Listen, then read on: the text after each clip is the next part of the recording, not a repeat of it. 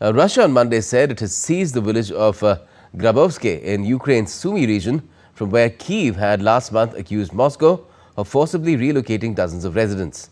The capture would mark a new advance in the northeastern region. Russia's defense ministry said on social media its troops took control of the village. Ukraine last month accused Russia of illegally detaining around 50 residents of Grabovske. Ukrainian Foreign Minister Andriy Sybiha compared it to medieval raids and demanded their return. Russia is slowly but steadily gaining ground in eastern Ukraine amid ongoing diplomacy to end the conflict. Now, the Indian government has issued a travel advisory for citizens going to Iran to only undertake essential travel.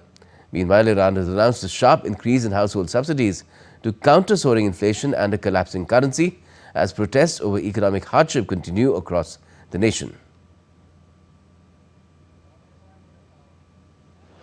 Iran has announced a major increase in government subsidies as it seeks to ease mounting economic pressure caused by soaring prices and a sharply weakening currency.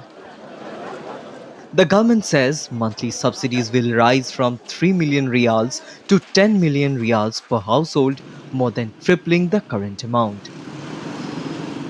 The move comes amid a wave of nationwide protests that began on December 28th, when shopkeepers in Tehran launched strikes over high prices and economic stagnation. The unrest has seen spread across the country. Demonstrations have now been reported in 25 of Iran's 31 provinces, affecting at least 45 cities.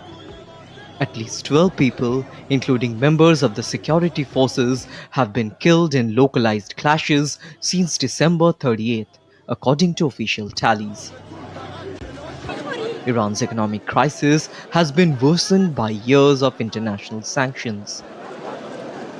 The rial has lost more than a third of its value against the US dollar over the past year, while inflation surged to over 50% in December. Despite the conciliatory economic measures, Iran's leadership has issued stern warnings to rioters.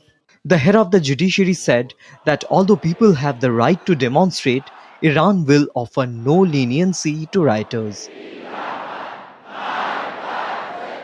Meanwhile, Supreme Leader Ayatollah Ali Khamenei vowed that Iran would not yield to what he called enemy pressure. We will not yield to the enemy.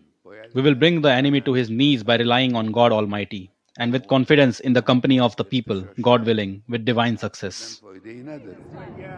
This comes as US President Donald Trump recently said that Iran can get hit very hard by the United States if the demonstrators are targeted. We'll take a look. We're watching it very closely. If they start killing people like they have in the past, I think they're going to get hit very hard by the United States. While officials say they are listening to economic grievances, authorities continue to accuse foreign powers of stoking unrest even as sporadic protests persist and Iran faces deepening economic uncertainty. Rupak Kumar Jha's report for DD India.